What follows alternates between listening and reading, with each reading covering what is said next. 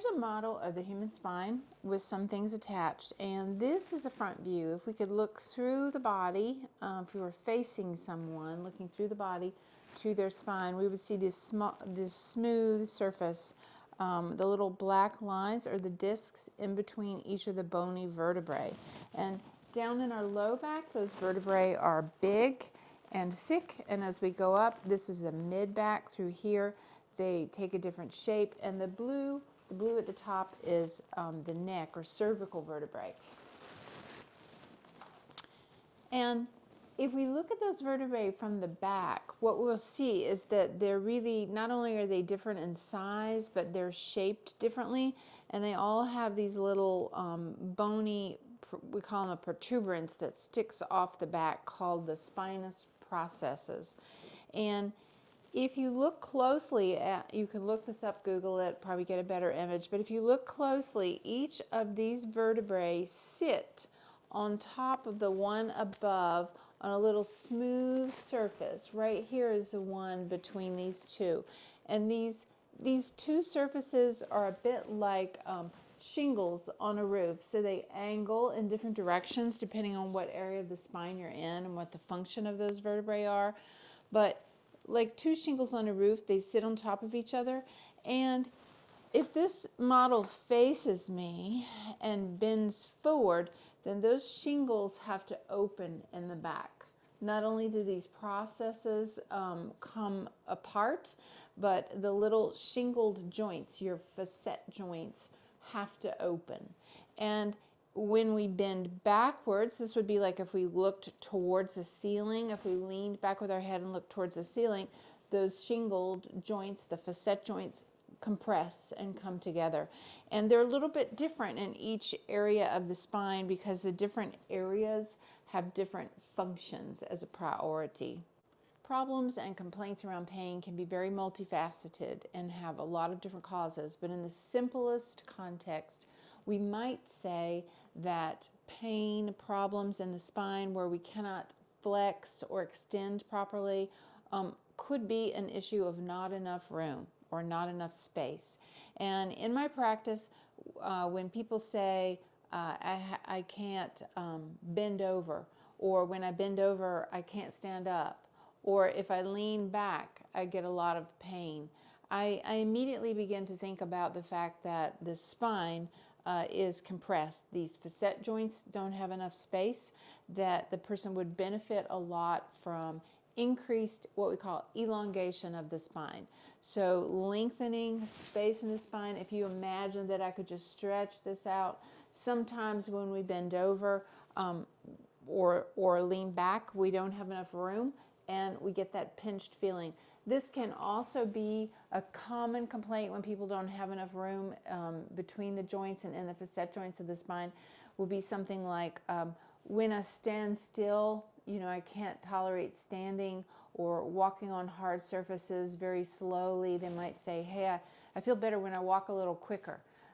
So those are all things that alert me to consider what is happening with the facet joints.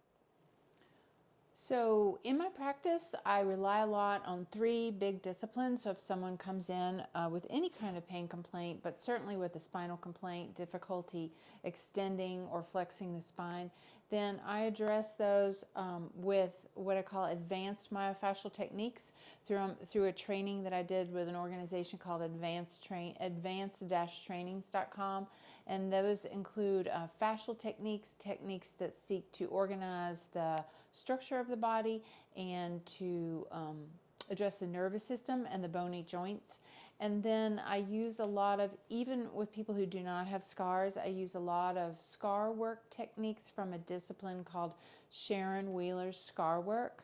And those are fascial techniques. So we know a lot these days in current research about fascia is really kind of exploding. And so we know that a lot of pain is in fact not in the muscles or not in the joints. It is in the connective tissues, the fascia.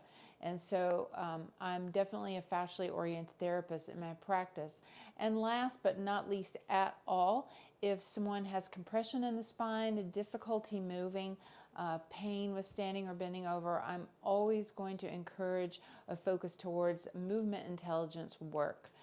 So I do the work called Bones for Life by a teacher called Ruthie Alon, and this is subtle and varied movement with a plan to create space and organization in the body through autonomous learning. And in particular with the spine, one movement process that really comes to mind for me is a movement process called hand pushes the wall, spiraling the spine.